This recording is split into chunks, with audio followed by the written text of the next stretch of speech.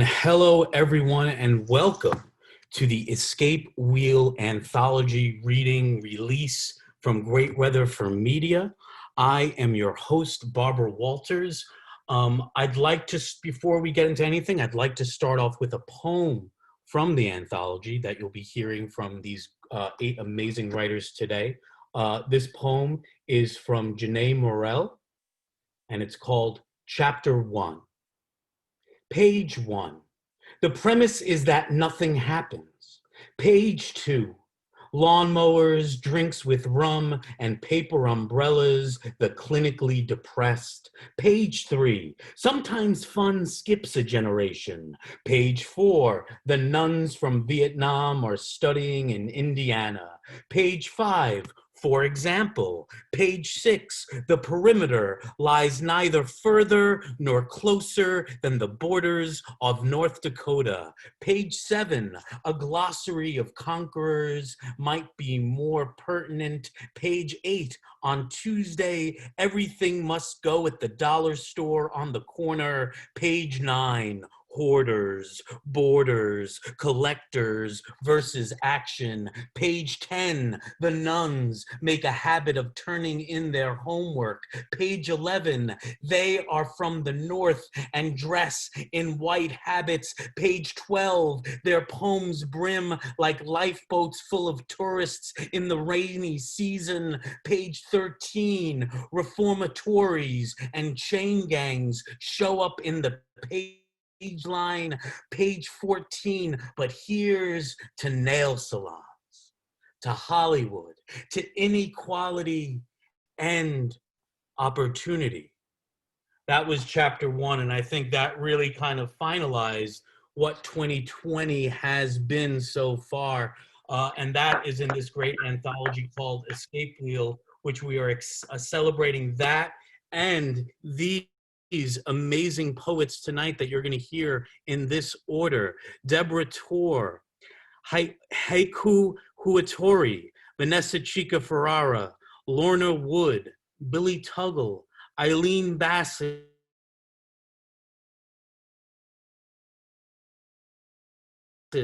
John, from different areas of the planet. And first, we're going to give it up for Deborah Torr, who's visiting us from London. Let's hear it for Deborah. Thank you. Hi, everyone. So tonight, well, it's 9 p.m. in London, but I'm going to be reading On a Tram in Budapest, which is a short story I wrote.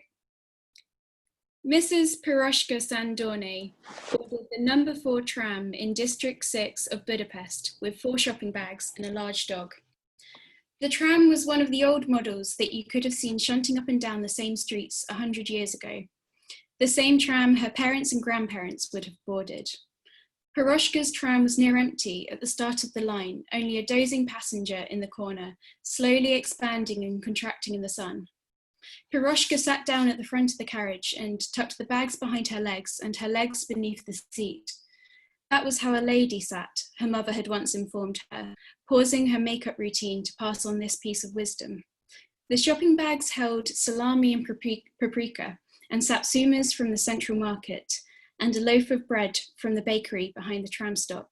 She realized she had all the ingredients at home for pork stew and goulash, a meal her mother had cooked for her and her 4 brothers as a child. The recipe was in a drawer somewhere, but she always ate alone and couldn't justify making stew for one. Still, maybe Aranka, the lady who lived 6 houses down the street from her, could pop round. That might discourage her from pushing food cart flyers through her letterboxes, as if she couldn't feed herself now she was older and widowed. 76, she'd say to Vince, her aging Leonberger, is not an old age. She and Vince had met at a local animal shelter 5 years ago, when he was just a puppy with his golden brown coat and lovely large eyes. At the shelter, they'd suggested he'd be too much of a handful for her. They'd seen this little old lady and this oversized dog, even then, as a puppy. It was true, with no one to cook for, she'd lost weight. Her collarbones were now more pronounced, and she had an air of frailty she never had when her husband was alive. But she and Vince had reached an unspoken understanding. They were in it together. Still, she noticed her exposed collarbones in the reflection of the tram window. It confirmed a suspicion she'd held for a long time, that she was shrinking. Armchairs swamped her. Trousers that once hugged her hips hung off her. Even her watch straps were loose. Vince stretched out, his tail wagging lazily into the aisle. Vince was a lion of a dog that easily matched her in height on his hind legs. It was not the fashion to keep such large dogs these days. People wanted the yappy Pekingese dogs you saw trotting down Liberty Bridge. They were always attached to owners showing off shiny black handbags and walking too fast so that the tiny dogs with their tiny legs could not keep up. Those dogs had nothing on Vince. With his giant dark eyes, he looked at you. When he looked at you, he saw you. His eyes were set in a dark mane, golden and wavy on his ears, caramel on his back. On Saturday mornings, Piroshka bathed him and shampooed his double coat that tended to get matted and dirty during the course of the week. When he was a puppy, she'd had to teach him how to shake the water off, or he'd trail huge puddles around the house. Out the window, Piroshka noticed a rancor. She was with her son, carrying the large holdall she always took grocery shopping and chatting away into her phone. She spoke too fast, that woman, underneath a heavy Polish accent. She'd run after her down the street, shouting, "Piroshka, Piroshka," despite the reminders to, "Please, call me P." The lady kept telling her she was wasting away. "You need to get more meat on your bones," she'd say, holding up Piroshka's skinny wrists as proof. Piroshka tensed as the tram halted to let on passengers, clicking her tongue to get Vince to sit properly. "Come on now, that's a good boy," she said softly. The rough grey upholstery of the seat bristled behind her knees. All the older tram carriages had worn interiors and a bright orange trim on the lower half. A man with combed white hair boarded at the first set of doors, and a younger man boarded behind him with an expensive camera swinging back and forth against his chest. Midway down, a lady in sunglasses got on and slipped a book out of her shoulder bag. Piroshka placed her hands under her thighs, shifting her weight from one hand to the other. Outside, two men in overalls were carrying a futon into the Corinthia Hotel, appearing shabby next to the suited concierge. An older gentleman, farther down, was pressing passers-by to purchase spices out of a wrinkled brown suitcase. Ordinarily, Piroshka would cross the street when she saw one of these sellers. She was just as shy in supermarkets, where she would walk up to assistants to ask a question and begin with, "I'm sorry." Piroshka placed her chin on the palm of her hand, elbow resting on the window ledge.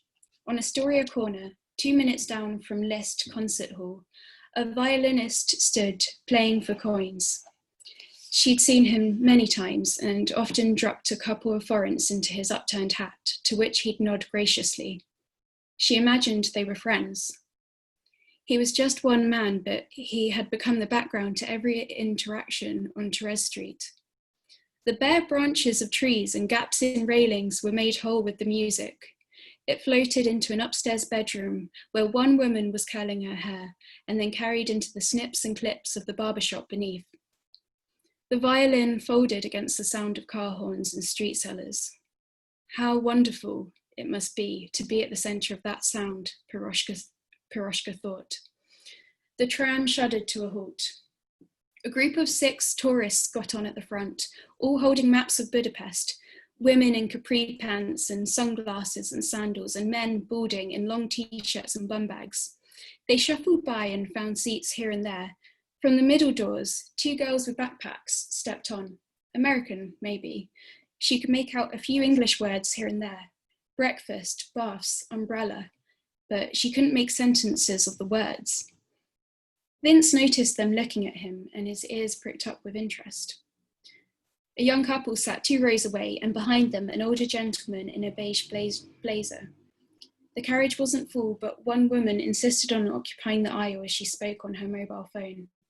The man with the camera was still there, the lens like a giant eye. He had an easy way about him, occasionally taking photos out the window, lining up different shots. He quietly moved closer to where she sat. Piroshka wondered if he might ask about Vince or bend down to say hello. Most tourists were a little taken by Vince, and she was proud of the attention he received. But he didn't do that. Instead, he bent down, put the lens of the camera very close to her face, and waited for her to look directly at him. The moment she did, the lens blinked, and she realized she'd been captured. It was a violation. She couldn't find any of the right words in English to say so, but hoped he would catch her disgruntled expression. She supposed her picture would now be uploaded to some internet site for people to add their own comments and make their mind up about her and who she was. He placed a card into her hands. Gareth Woods, freelance photographer. He was waiting for some kind of acknowledgement. It was not forthcoming. All these strangers surrounded her, and yet, she thought, they knew nothing about her. They didn't know that friends called her P, and that on Sundays she played checkers against herself, and that her husband had been a fat man with a large belly whose laugh could have been heard from 3 floors above. They knew none of this. She shrank into herself, pulling her greying overcoat around her body and staring once again out the tram window. The sun had been obscured by the tall buildings of Pest, but now Piroshka could see how it was shining just so on the Danube promenade. And up ahead she could see the verdant landscape of Buda coming into focus. How beautiful it looked. And then, as they came over the hump of the bridge, past Margaret Island on the right, a single golden can of goose liver pâté slipped silently out of her carrier bag and rolled down the aisle. She peered down to where it had come to rest, right in the middle, past the man with the camera who was probably choosing his next target, past a woman in a navy suit talking loudly on her phone, past the tourists with the giant rucksacks and the impossibly large maps. Her first impulse was to leave the tin, even though she'd already bought the loaf of bread to go with it, even though this was a treat she'd planned for herself in advance. She could buy more than the next market day. Worse things had happened. What difference would it make? After all, Piroshka had spent her whole life accommodating to the rotund belly of her husband, accommodating to the way the house felt smaller once he died, accommodating to this 30 by 40 centimetre seat. But this was golden goose liver pâté, and today she would not accommodate. She stood and then sat back down. Vince looked up at her, curious. She stood once more, looking to one of the tourists for help, to no avail. She stepped towards the middle of the carriage, leaving Vince to look after the shopping. The woman on the phone was still there, chastising someone on the other end, standing squarely across the full width of the aisle.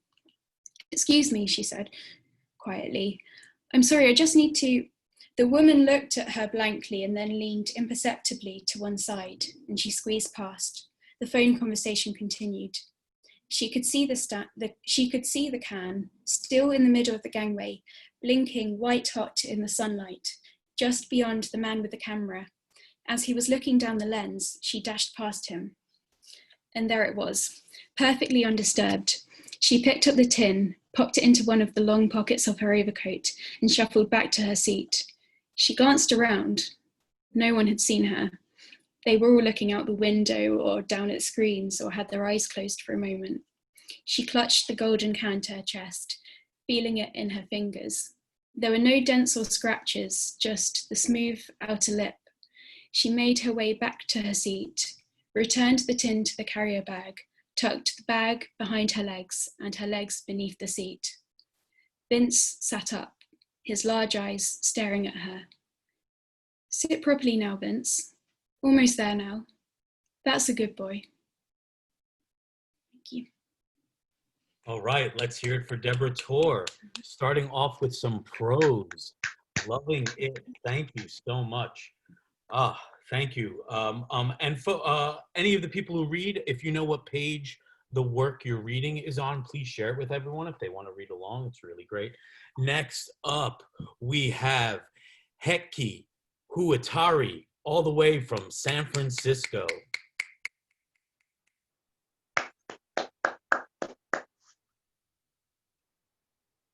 You're gonna have to unmute yourself, Heikki. I see. Thank you, Jane and Thomas, for making this possible. The poem from Great Weather is called Sleep Study. one of hundreds that I've written with the same title. Your heads hit pillows needlessly in outer space. You fool, no one can see your dreams. The earth is at a shallow angle, so the shadow of your hula hoop is an ellipse. Design intelligently one day, one Titanic, for example, reverse engineer another. Check your balance at the entrance. We're all fallen here. There's no thought we won't perish, and there's no parental portrait we won't add a mustache to. And anywhere above the belt, the fight is more than fair. The other poems are from my prize-winning book, Deja Vu Goes Both Ways, that will appear in December. First, titled While Vital Signs Are Vying. While your vital signs are vying, pick 2 points on some continuum and call them opposite, and play the Solomon and offer half to each. A letter, then a number from Alaska of Alaskans past. You carve your skipped a line. You carve your likeness on the totem pole below. As you put on your superhero costume in that phone booth for an ethical time, either call the number 911 and say you crave a wellness check, or call the one who spurns you in a drunken stupor. Help is always on the way. Next is the title of the next one is contains 2 words that somehow I always could not call up at the same time. It's called Scaffold and Mirage. When you enter my implied icosahedron, resurrecting every which way, and have handsome antlers, what some synesthetic see they won't believe, as they've been fooled before. With nothing to push off of, you may only gyrate, and your higher powers say the law of gravity won't save you this time. Next is titled Ex Nihilo. Thank you. There is a place for every vertebrate, and every vertebrate is in its place. And I will neither levitate capriciously nor lightly instruct others in capricious levitation. All affected hearts are hardened once the new moon turns its face away, and I say, only 2 can play. And I say, what's to keep the one who loved from wanting nothing? At the National Future Farmers of America convention, I bumped into 2 characters heavily made up from the TV show that was popular at the time called Gunsmoke.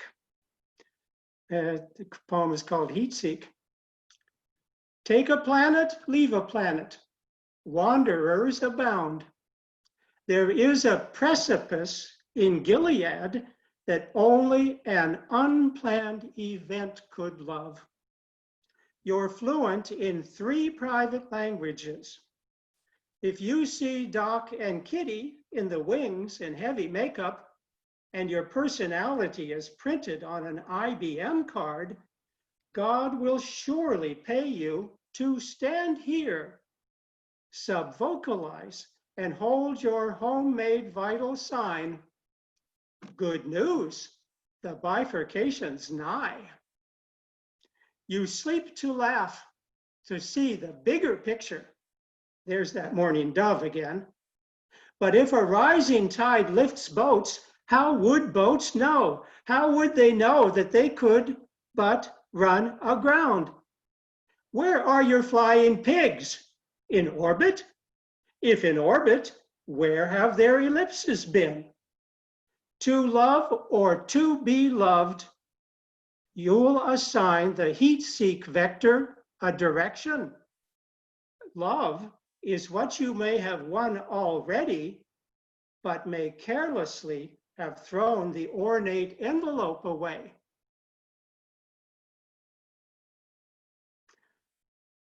The next is called My Treat. You wonder where that phantom hand has been, in what repose. Your marching orders include humans left and right. This is your left, but it's my right. I know that because I was a teacher. The scissors put their teeth in, and the scissors sing.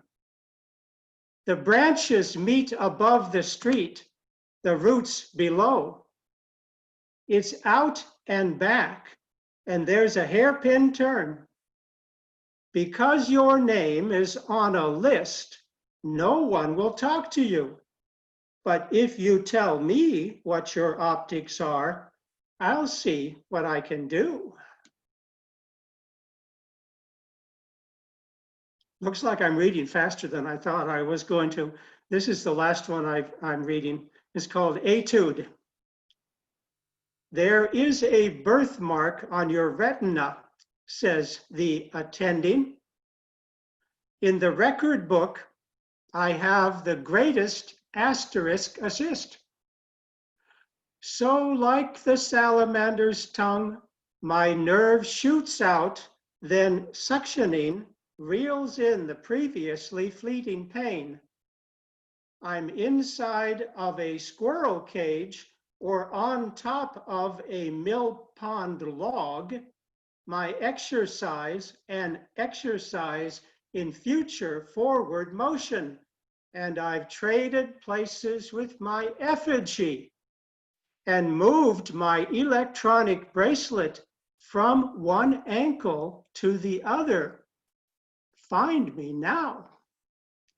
Thank you. Let's hear it for Heikki Huotari. Great, thank you. And folks, you know, we're living in a time where we're not physically together. There are different ways to show your appreciation. You could unmute and applaud. We haven't heard that in a long time. You can do the little fun emojis. Yay, emojis.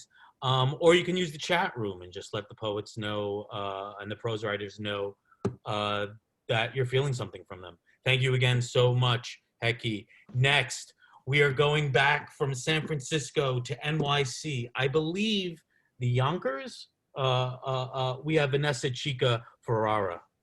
Thank you. Thank you for having me. Was I right though about the Yonkers? Yes, you're correct, Yonkers. Happy to be here. A task list for heaven. I scanned the message with the unwillingness to commit, a tantrum in this disruption, searching for context. My eyes stop at, I serve the Lord. I understand now. I am a task on a checklist, an attempt to make amends, your ticket to heaven and all of the good. Carefully wrapped in condolences for the dead, you offer kindness. In an eloquent use of a poem I wrote, you offer kinship. I cringe at the thought of my mother in your mouth, in your mother's mouth, in your father's mouth, in every mouth of what you birth. I count the exaggerated amount of times you wrote words like heart and love, scoff at your request for an apology. You call me your favorite. There is talk of blood, but not of hurt. You say the Lord has asked you to let go, forgive, and love everyone. What does that have to do with me if you choose not to remember?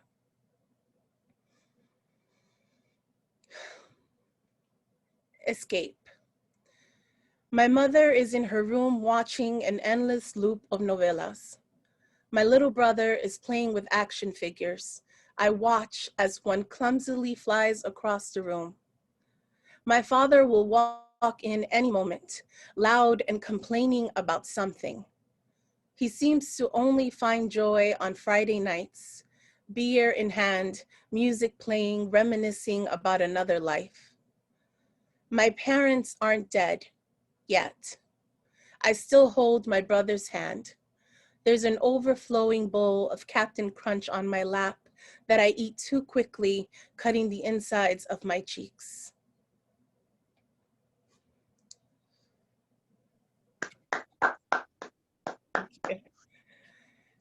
This is after I Have Never Been Anything Like Pink by Kazuko Shirashi. I have never been anything like pink, delicate in my mother's image, easy to carry. I will put you on my palm, dress you in frilly dresses to parade you down the streets of Broadway, from Inwood to the Heights and into Harlem, one long stretch of pride. When a raven flew over, I daydreamed escape. Where the child becomes a girl, something broke. The gray, cloudy weather where time's rain of 10 years ago is about to fall. Add 20 more, then another 5, and there I am.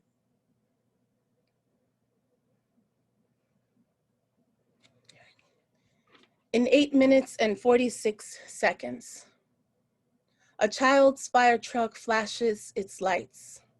Street's lights give counsel. Stop, slow down, let him go. Cameras turn, windows watch silently. Car alarms scream, birds sing a hymn. A cat in the corner store is bothered. Flowers refuse to bloom, the $20 bill blames itself. Concrete beneath him tries to rise. The coins in his pockets fall out, a meager offering. Cigarettes snap their necks. His clothes loosen. Breathe, baby, they whisper. The cop's watch tries to turn back time. The sky bears witness. The black on the wall fades.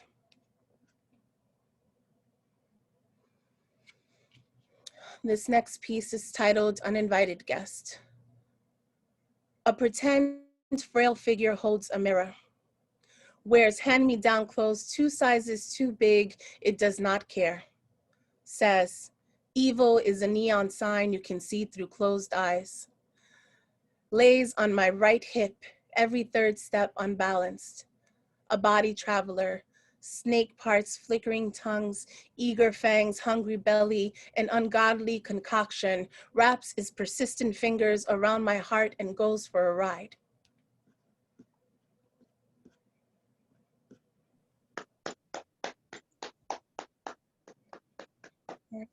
I have two more small pieces.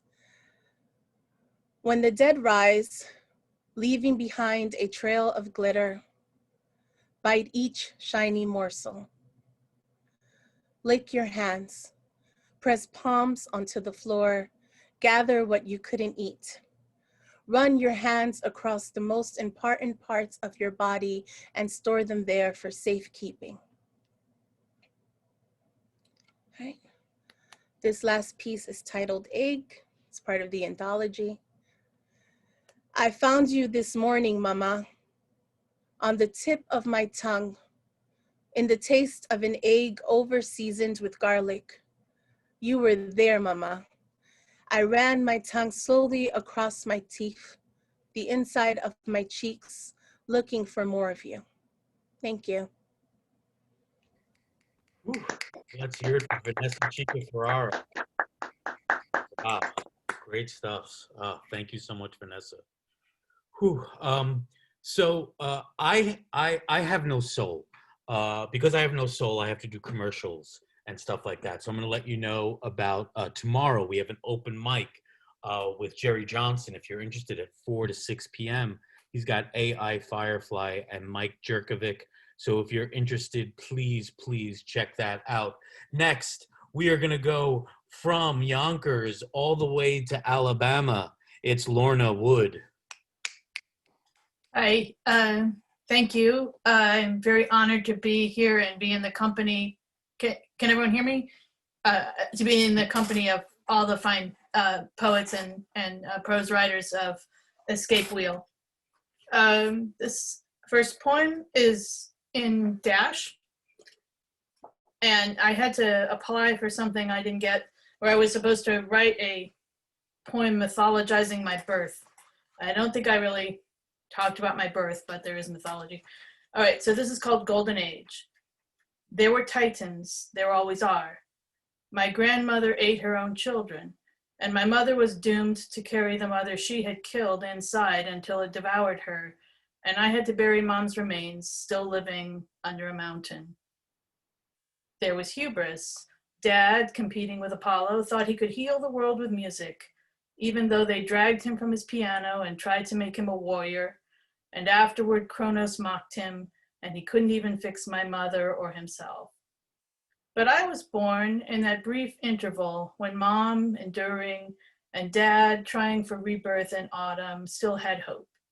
I was their magic fruit that could heal miraculously and reverse time, and so we lived until the Titan's curse inevitably turned the wheel.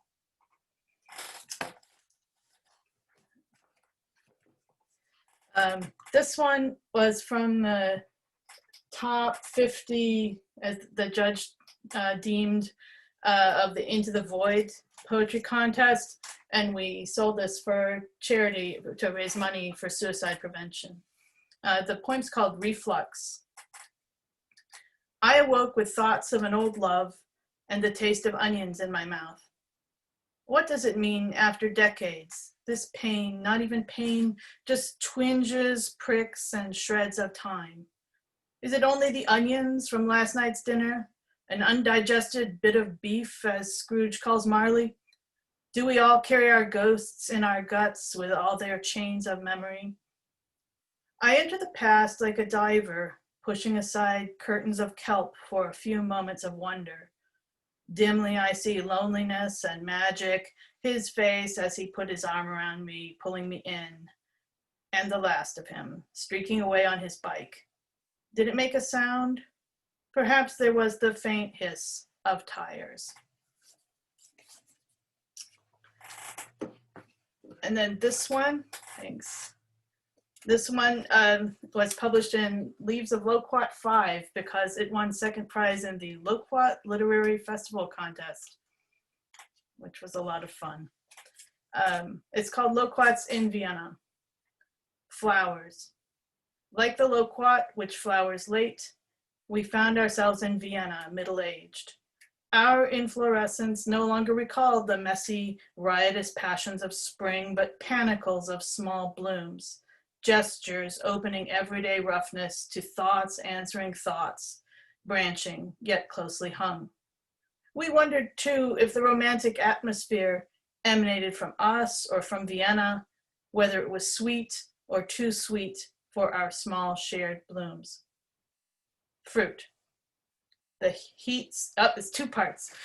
The heat scorched us. We were plump and soft, our skin red blushed from sun. We felt squashy, overripe. In the restaurants, cool, fresh, and modern, built in an X with only shades for walls, our fellow diners were young, lean, stylish. Near the end of the repast, my husband's crepe, the Kaiser Schmarn's aristocratic cousin, appeared, shredded like drawn thread embroidery. Next to it, a quenelle of ice cream reclined on a bed of candied violets and other delicacies. On one corner of the plate was a gold loquat, a single ornament among many gustatory enticements, soft, sweet, and juicy. Afterwards, we came to a golden statue of Johann Strauss playing his violin, almost dancing, and we knew it was right to be full of sun and music. Thank you. And this is the poem from Escape Wheel. It's called Elephant in the Room. I'm kind of going in chronological order. So this is about my in-laws moving into an assisted living. 1, Montereau. Not the French town where John the Fearless fell, But there are towers here and terraces, a heated pool where steaming clouds conceal aging offenses of flesh folds, a bibliophilic retreat with beverage machine, 4 or 5 restaurants, therapy, movie theaters too, coffee clutches, art classes, games, a gleaming lounge bar, soothing wallpaper in which are set rows of doors receding down hallways as if to say, see, less is more. And only when you, wealthy and virtuous, encounter in the endless hall Mrs. Soon Forgot, fetched just last Friday on a gurney, only then you'll know that now the jig is up. You too have paid the piper. 2. The elephant arrives. Behind the tiny doors of Montereau, there is no room for elephants, and so into our living room it is led by its mahout, whose craggy face is carved with deep contempt for those who, ambushed by elephants, wring their hands with helpless pleas. When he is departed, all but whistling, the elephant remains, placidly pedestaled. Not an elephant, of course, but a box on a pallet. Still, my violin students are startled, awestruck and excited by its presence. It weighs what a calf weighs, newborn, and it has an impressive memory, as I discover when, painfully prizing the staples from its sides, I extract artworks and albums, children's notes and photos, mementos wrapped tight as mummies. The elephant's heart, ponderous and prosaic, capable of pulsing if plugged in, is an ugly womb-like armchair, amply upholstered in brown plush. 3. The elephant dismembered. Did I triumph to its last trumpet? Like trophies denying death through glass eyes, the artworks glint, doing and undoing the past. The albums burst from billowing plastic, inveigle me with infancies gone by. In my husband's study, which still harbors a patriarchal Naugahyde predecessor, the chair sits like a smaller, nested elephant. 4. Skelephantoms and funeral. But oh, the empty box. Still lined with styrofoam, its cardboard door ajar as if awaiting children clutching pink plastic cups of watery tea, or a herd of hungry stuffed animals attending a reception. The box sits, surrounded by bubble wrap, enough to last one long afternoon at least. Dazzled by the snowy innards, deafened by percussive popping from guts silently strewn, I swing from dirge to dance. Outside the patriarchal door, I place some wrap and jump, receiving in response a satisfying shout of surprise from the room where heart and memories rest. In the afternoon, indicating the box, I threaten my students theatrically. Practice or prison. The next day is devoted to all that remains, ritual, the solemn scattering of bones. And I just have, thank you. I have one more. This is in Poetry South, and it's very short. And it's called Ethery for Heather Hire. One person with freckles and hazel eyes helped bankrupt people get in their paperwork and showed us love is simple, like falling while crossing the street, but rising again, reaching toward hate with arms and heart made infinitely strong. Thank you. All right, let's hear it from Lorna Wood. Ooh, that was beautiful. Thank you. Folks, we have gone from 87 poets down to 4 more poets for you on this late Saturday afternoon, early evening. We've gone from Alabama, now we're traveling toward Chicago. It's Billy Tuggle. Hi, thank you. Let's just jump into it. Marshall the Verbalist, from Bruce Lee, whose birthday is this coming week. From Bruce, 1, actualize yourselves. Life is best lived, not conceptualized. Contemplation implies distance between subject and self. Even failure can be glorious. Choose faith in yourselves. Only you create the impossible. Fluidity is the way to an empty mind. 2, we all have time, but once it's passed, it's gone forever. In a process of becoming, be open to uncertainty. Open up, flow in the living moment, timeless, free, complete. Now is indivisible. 3, balance yourself with action. Running water never grows stale. You follow patterns, you are following shadows. You are not understanding yourself. We formless, shapeless like ink through the fibers of the page. If nothing within stays rigid, outward things will disclose themselves. Truth, like language, is living. Here lies perception. 4, every poet is a sacrificial poet. 5, everyone wants to live but never accept the art of dying. Free your ambitious mind, forget winning and losing, forget pride and pain. Let your peers scream until they choke while you recite intense whispers. Let critiques smash into your intellect and you break their heart. Let you grip their hearts and them your spirits. Do not be concerned with escaping safely. Lay your lives before them. Thank you.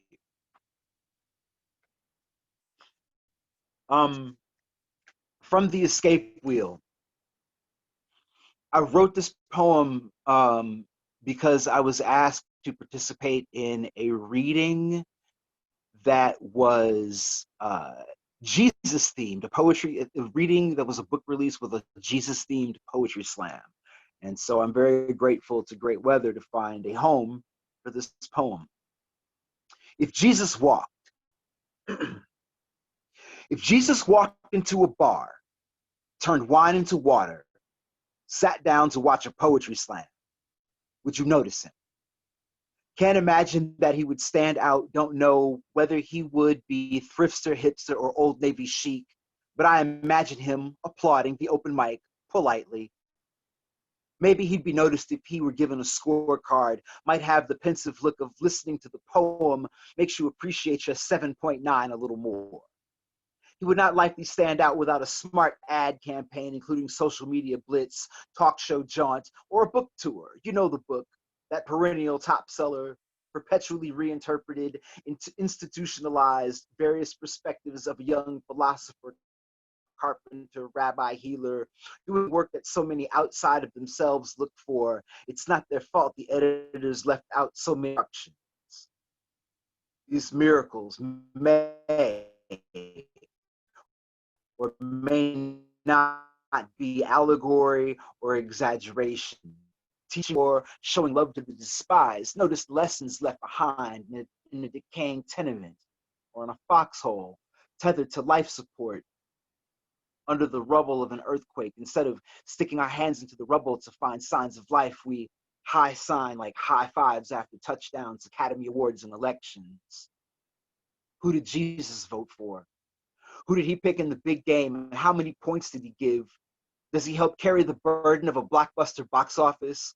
Would Jesus oversimplify your unchristianity? Would he remind you that he wasn't a Christian and that we're all children of the sun? Many claim these images and words holy, but would you see Jesus walk right into you in the darkness of war and poverty, in a dim subway tunnel, or shouting, 10, a bar, while turning wine into water? Woo!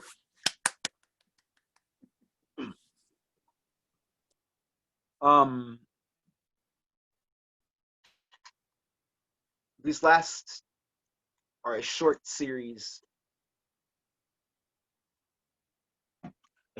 of poems called The Graffiti Monologues from my own collection, The Way of the B-Boy.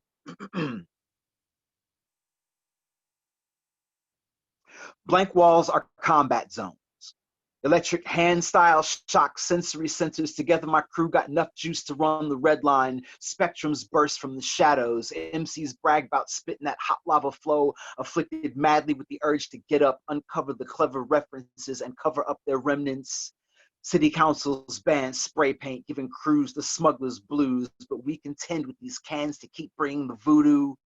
Cast from these contraband vandals, call me the witch doctor with the remedy for your boring surroundings. Create the tension to get the attention most of us won't see from gallery. No, officer, I didn't vandalize anything. I autographed it. Subway and elevated. The craft of motion tagging is a dance with gravity, a battle with inertia itself. Rubber wrist, granite shoulder, when the train hits that curve at 30 miles per hour, knees bent, lean with the rumble and sway. Apply that mean sig even as the operator applies brakes. Olympic balance beam shit. This craft is muscle memory, guiding perfect penmanship even when the lights go out. Block stars go all av trying to paint the moon. These are the fabled midnight marauders. Before the cans and the walls, this autograph session is the meet and greet just outside your bedroom window. This wide tips and stickers ritual so that you get acquainted with the style.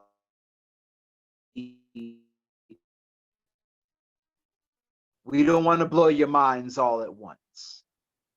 But I know that it's a stupid thing to lock a kid up for when they're trapped on the outside. Tell me, what do you know about I can't do this at home and they don't give a damn at school? This is how my homies exercise fear of being locked in their families could barely afford to live in. This is the release from everyday stress from art professors saying, your abstracts contain too much city concrete.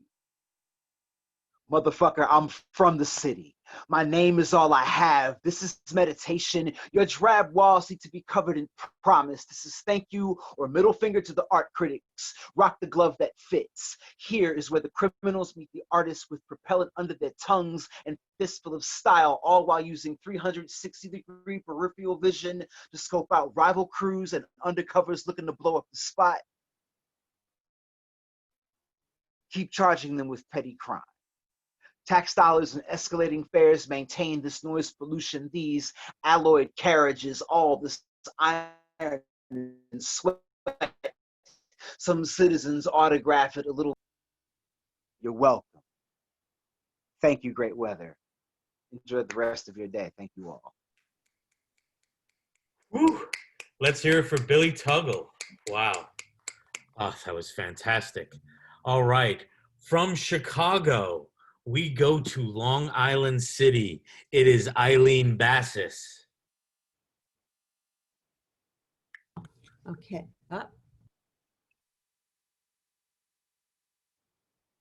Aileen, unmute yourself.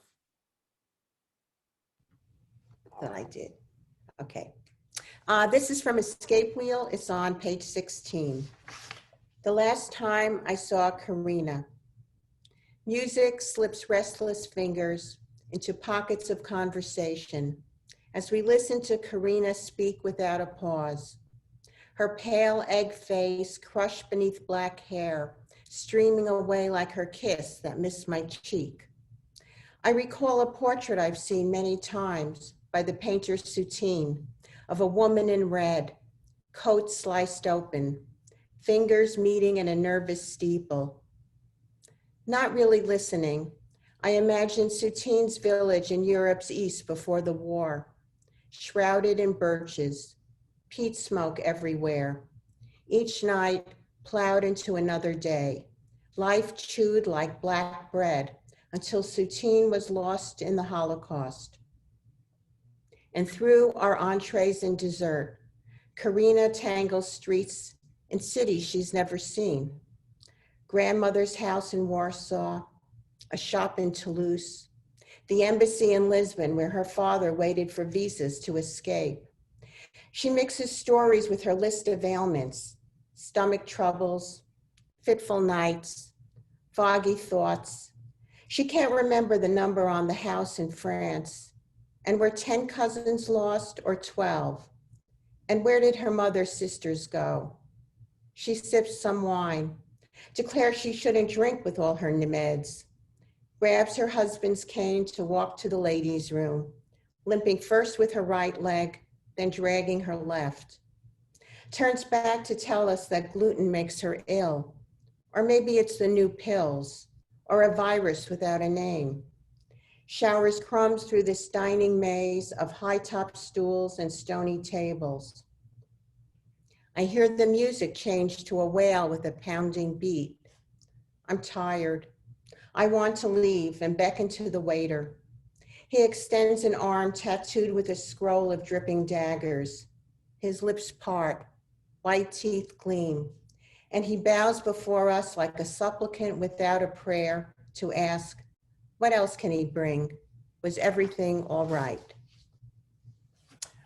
The next two I'm going to read were written recently, and 2020 has been a terrible year, and it's poems about what's been happening. Potter's Field. Some say the name's from the Aramaic, a field of blood, and others say potters were wanderers, vagrants, rootless ones, the dispossessed and friendless. There are videos of crews in white hazmat suits digging furrows for coffins, 3 deep, row after row, bodies in white boxes that will mix with stillborn remains, with bones of the poor who died from yellow fever and Spanish flu, with AIDS victims who may have walked past me on New York streets in bodies flushed with possibility. Now they mingle in brown dirt, claimed by tree roots and beetles and mindless foraging ants. And as for the island for this potter's field, it's named Heart Island, not named heart for the organ beating beneath the ribs, but heart, a name for a male deer, a name for an island shaped like a deer leg, a flattened haunch ending in a solitary spit, reminiscent of a black cloven hoof that can bear a body as it walks. And this one's called Breath. First is breath. Remember a doctor saying, wait, don't push, and you floundering on waves, roiling through your body, pulling in and out, and you push, and out slides a baby, purple tiny feet, a gray-white cord that the doctor moves from the baby's neck, and you hear a cry and know the baby is breathing, life spreading before you like roads streaming to a sea that is forever salt as the water that fills your womb. Think now of George's mother, or Eric's, or all the other mothers that waited for a child's breath until he's a man, and then his breath is lost. And you wonder how or what became of those tiny milk teeth, lost under pillows, rolled beneath the bed frame, wasted gifts tossed upon the floor.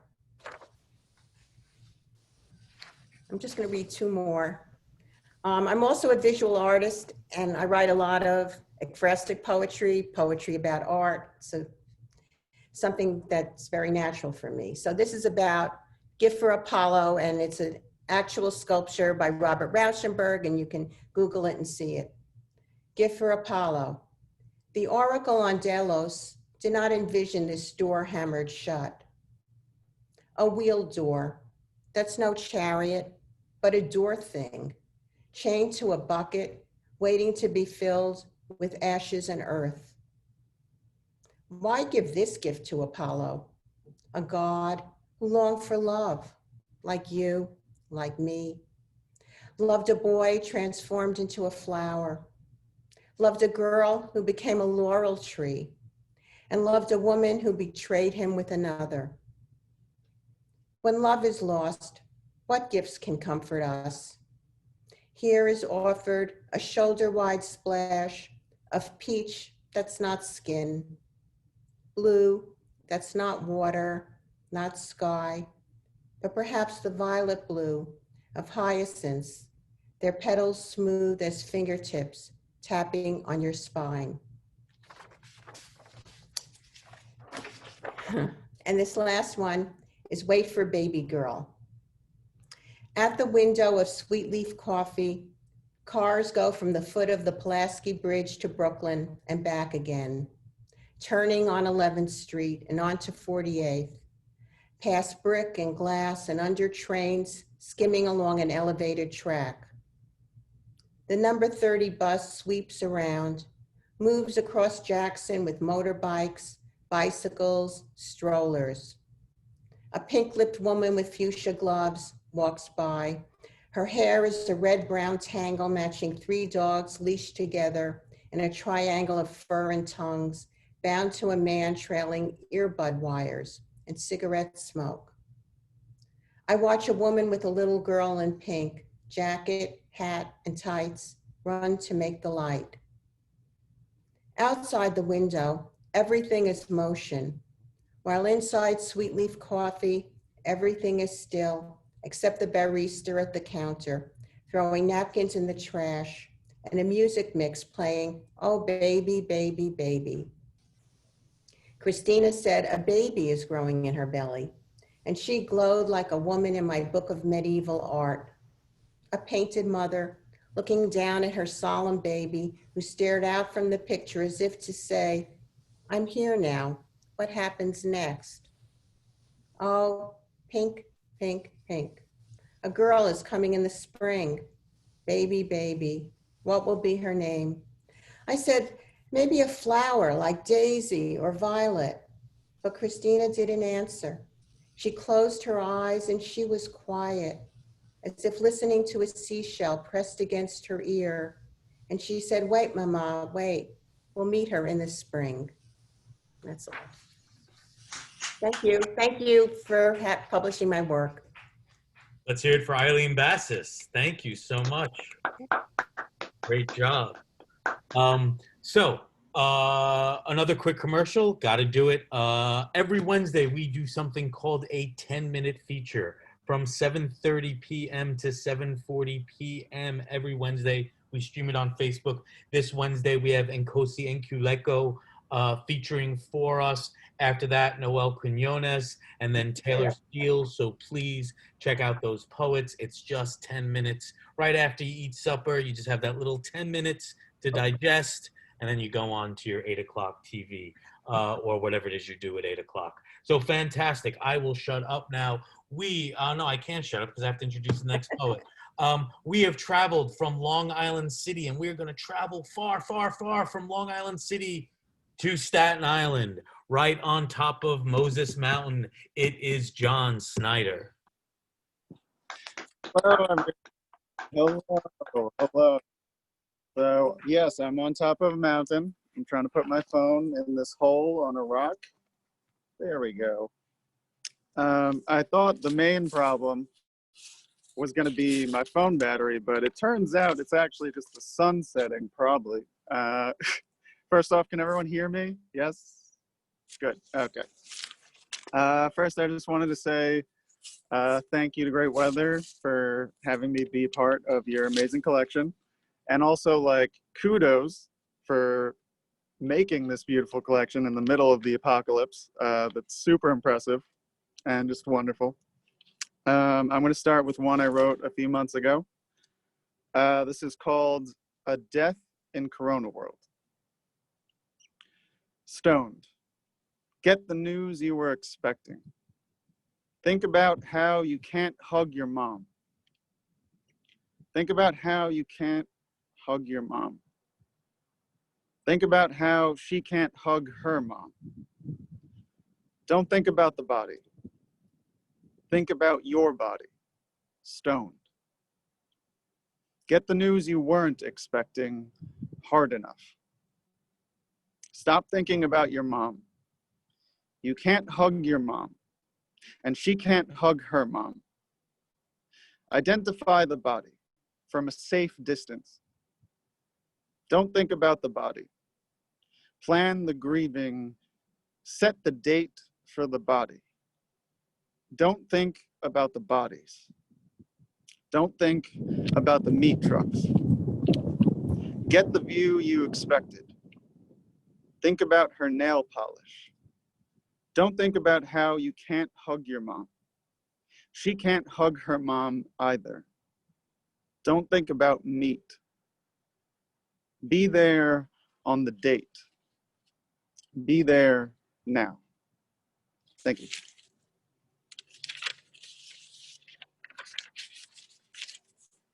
All right, from here on out, it's just gonna be mostly gay sex. So just prepare yourself for that. The men hold me like a dying hamster. They forget what breed I am. I am lighter than I should be and breathing heavily. They want to sever the spinal cord or crush the head or drown the lungs, but they decide to freeze me instead. It will help them sleep with other men better at night.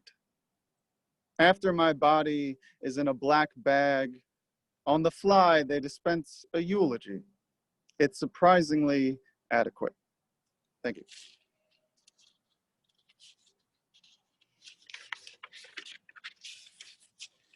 This one's called Never Hiding.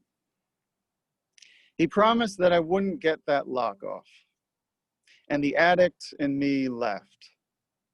Hands gently tug, and easy as pie, things coalesced as they were meant to by my standards. He had me against the bathroom door. He had me kneeling on the dirty tiles. He had me covered, but not hiding. Never hiding. I am a sick beast, and no one has the time to ponder on the value of a sick beast. We put them in cages, and we are in cages, and we are cages. Never hiding. Thank you.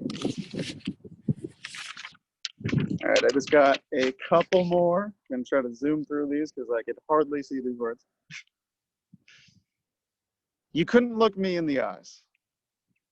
When you had my legs over your shoulders, so you threw my black t-shirt over my face. A death shroud for the body that was still warm. I didn't mind it all that much. Felt homey. Some show about the planet on television was all there was to stifle my already quiet moans. They mentioned the melting ice caps, the animals eating other pewter animals. We are all on a dead planet. And there you were on a dead planet, fucking a dead boy. Thank you.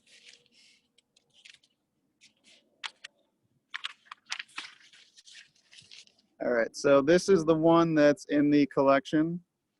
And to be super honest, it's incredibly cathartic to be reading these words in this place at this moment. And I'm really happy that you're all getting to share this with me. This is called Beautiful Machinery. I thought perhaps we'd make an engine. There's nothing more inherently homoerotic than an old Detroit diesel engine, or a room full of men talking about diesel engines. Sweaty, tightly clothed, burdened with desire to get their fingers inside the inner workings of a hot, hot thing. The pistons so tightly enveloped by the shafts, forming a seal to carry a ceaseless cycle of exploding and thrusting and exploding. Connecting rods wrap their fingers, caressing rocker arms, so the entangled lovers can breathe in hurried, heated breaths. With you churning inside me, I thought we were that beautiful machinery. I thought we were beautiful and ceaselessly exploding. Power, stroke, compression, ignited. Instead, we were gaskets left lying too long. All the excess air shot into the sky. Maybe there is such a thing as too much heat, too much thrusting, not enough purpose in the machine.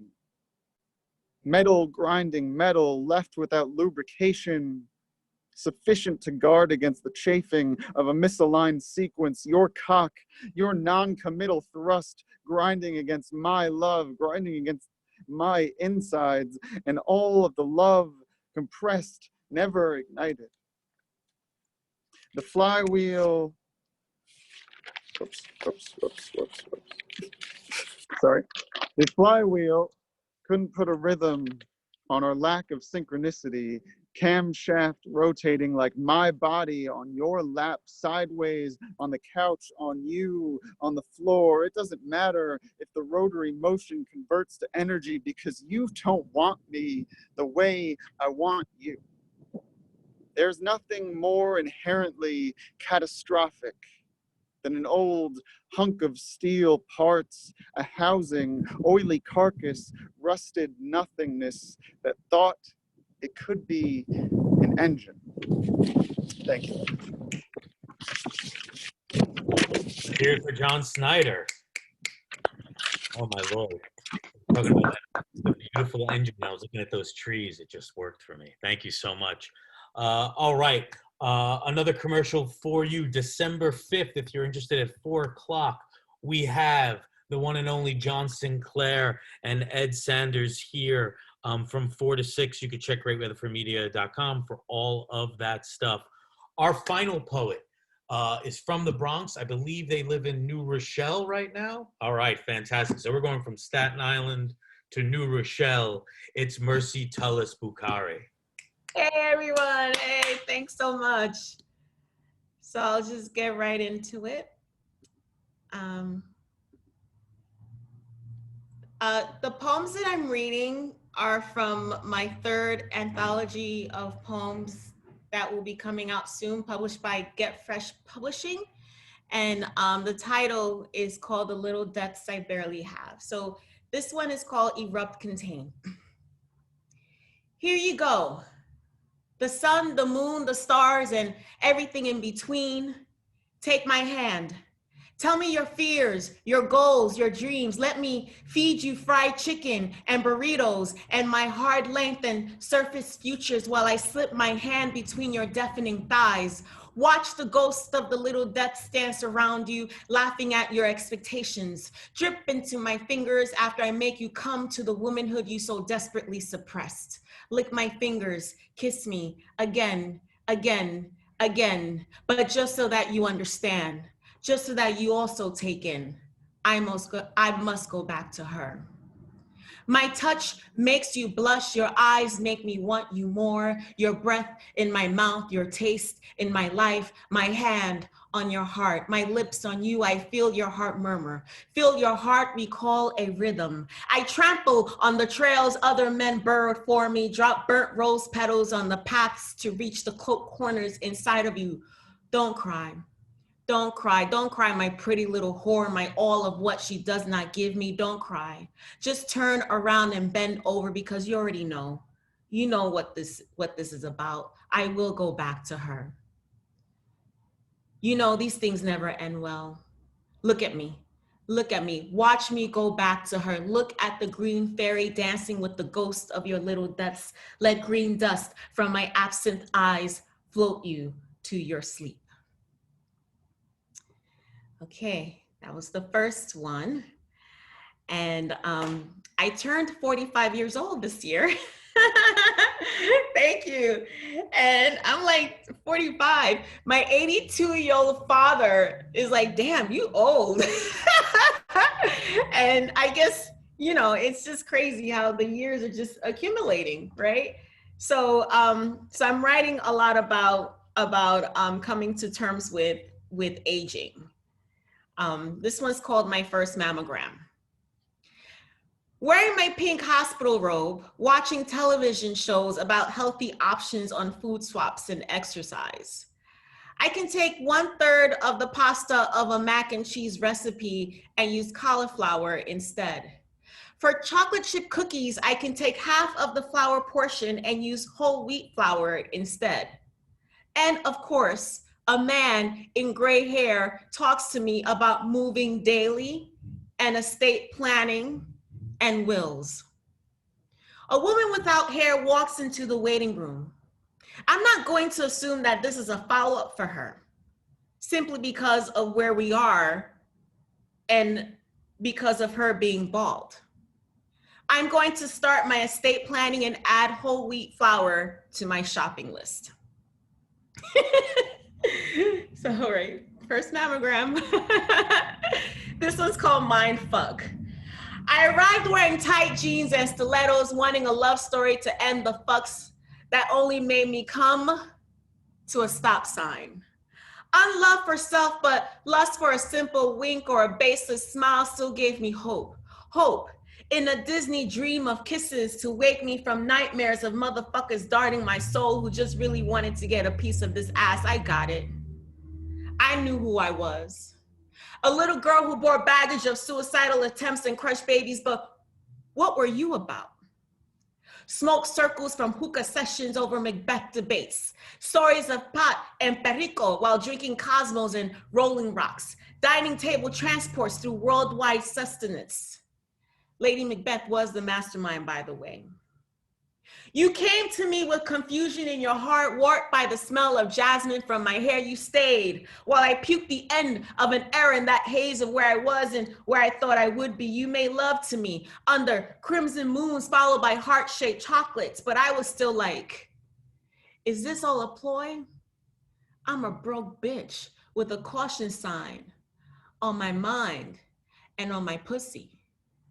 You saw the painted smile on my frown, the moments of utter euphoria 1 second, then the drop to an abysmal lava pool the next. You reassured me.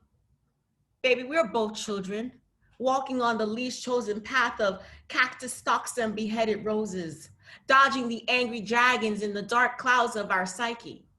We fight when the bikini-clad ring girl does not hold round numbers around us, but hold mirrors up to us.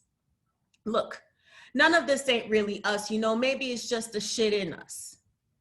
Our bed, wet and warm by the presence of our unity, will feed whatever it is we do have, what we have, not constrained by definition. All right. And I have 2 more poems, 3 more, sorry. This is a short one. This is called, because I'm going into the poems about my brother, I figured, you know, he used to have a lot of velvet posters up, and these were velvet posters of either naked or partially naked women. And so I just remember actually touching them and touching the women's breasts and touching the animals that were on the posters. So velvet poster, 1981. Claws grip her neck, a skull drape over her earth. Her stare pulls my hand to the smoothness of her skin. Brown flesh, afro, and breasts protrude from the poster in velvet. I feel engraved visions of a woman. Jungle vines backdrop my nascent imaginations whose thickness and hair-like sensation swirls in my pre-pubic hair. All right. And another one about my brother, roller skating with Jesus on the concourse. I roller skate on the concourse, past Art Deco buildings and bodegas. I used the strength of my legs to push me forward, the bend of my knees for momentum, the gaze towards the courthouse to keep my balance, yet I fall. No, I did not wear any protective gear. I just rolled with the faith in myself. My knee, its skin scraped off, blood dripping. The scrape must have covered my whole knee. My brother tells me, good, you're learning. He kneels down and looks at the scrape. He walks me to an open hydrant and takes a handkerchief from his back pocket to clean the scrape. Yes, we used water from an open hydrant. No, I'm not sure where that handkerchief was, and no, we did not use Neosporin. He tells me to sit on the edge of the sidewalk next to his Sony boombox. He increases the volume. Give me a ho, you got your funky bus fare, ho, ho, ho. His afro looks like a Jesus halo. The wheels grow from his feet. He moonwalks, then spins, first on both feet, then on one leg, makes undulations with unseen lines. He spins and spins, bip, bop, bam, alakazam, like a record after a strong scratch release, crossing his legs with his body tilted on one side, then switching direction with his body tilted the other side. Then he falls. Yes, my brother fell. Even the best of them have to fall, right? A pebble made him fall. He smiles at himself, looks at me with that same smile and tells me, we all have to fall sometime, but we learn when we get back up. He held his hand out for me to get up. I took his hand and we skated, my Jesus and me, on the concourse towards the courthouse. Oh. I always get a little emotional when I read that poem because my brother committed suicide when he was 33 years old. And so in the last few years, I've been writing a lot of poems about him and just recalling my memories with him, the short time I spent with him. I was 16 years old when he committed suicide, which goes into the last poem I will read this evening called Dear Brother. And this is the poem that's on page 29 of our anthology, Escape Wheel. And it was nominated for a pushcart, yay. The same poem. I'm so excited and I'm about to cry. And I'm just so happy that my brother's memories being acknowledged through my poetry. I feel so honored. This one's called Dear Brother. I understand the need to look for a space away from reality. I also have found myself sleeping in anonymous spaces to ward off inebriation and welcome the shadows of my fears. I have sat on the edge of the Grand Canyon and have wondered how long my body would stay in air before it hits ground. Should I turn my body to face up so that my face remains pleasant to the eye of all who will look down on me when in my final box? Face up or face down, like my life, would probably not make a difference. The drink, I would rather have injected into my veins because I hear injection would give me death while still breathing. I can be happy and blend into crowds and be funny and be liked and be a self that is not myself, but a mind part of myself. Or maybe the id part of myself released by the ethanol, lifting the veil of all I want to be and all I hate of myself. Whew. Thank you so much. Thank you, Thomas. Thank you, Great Media. Thank you, Great Weather for Media. Thank you, everyone, for listening. Thank you. Let's hear it from Mercy Tullis-Bukhari. Oh my God.